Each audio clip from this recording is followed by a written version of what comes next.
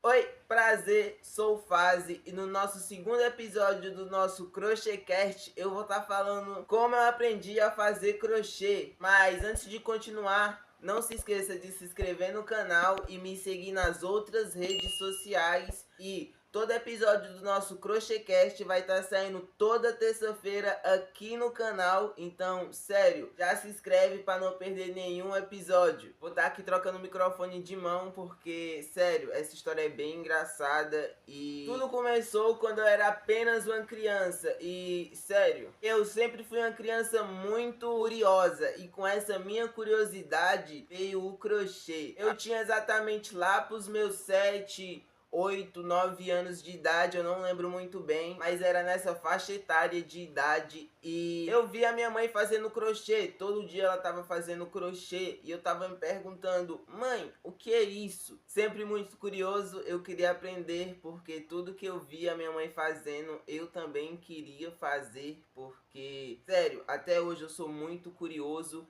E ela me explicou um pouco como é o crochê e como se faz o crochê e eu aprendi a fazer crochê. Mas antes de falar do meu aprendizado com o crochê, eu quero te dizer uma pequena história que aconteceu comigo que me fez ter muito interesse em crochê com a linha fina, que foi: a minha mãe trabalhava para uma mulher, ok. E essa mulher fazia crochê. Tipo, toda vez que eu ia na casa dela, ela tava fazendo crochê.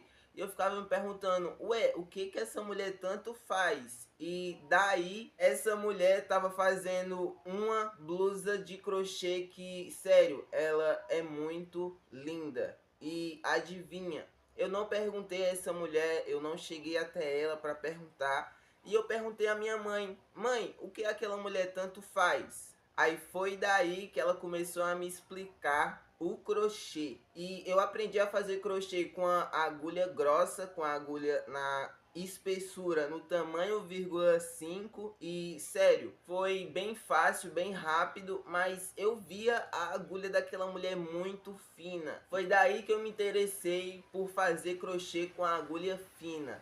Porque toda vez que eu via essa mulher fazendo crochê, ela estava fazendo uma peça. E essa peça era uma blusa de crochê.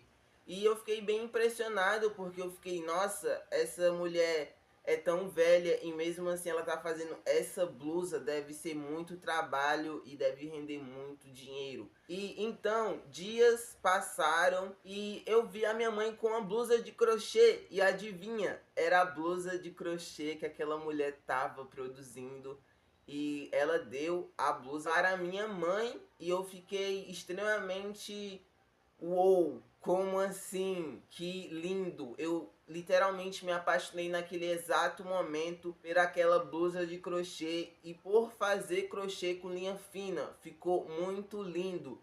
E foi então que um dia eu pensei comigo mesmo, um dia eu vou produzir a minha própria blusa de crochê. E então veio esse kimono em crochê que eu tô usando nesse exato momento, que, sério, levou 2 meses pra mim estar fazendo ele, mas valeu super a pena. E esse kimono, ele ficou no caimento box, que foi no caimento que eu sempre quis. E, sério, esse caimento cai muito bem no meu corpo. E se você quer ter um kimono como esse, igual o meu, não se esqueça de clicar no primeiro comentário fixado, que lá vai ter o meu WhatsApp, que você vai estar conversando diretamente comigo para estar encomendando a sua peça. E lembrando, faço envio para todo o Brasil. E continuando a história, eu vou estar falando mais sobre o meu aprendizado com o crochê.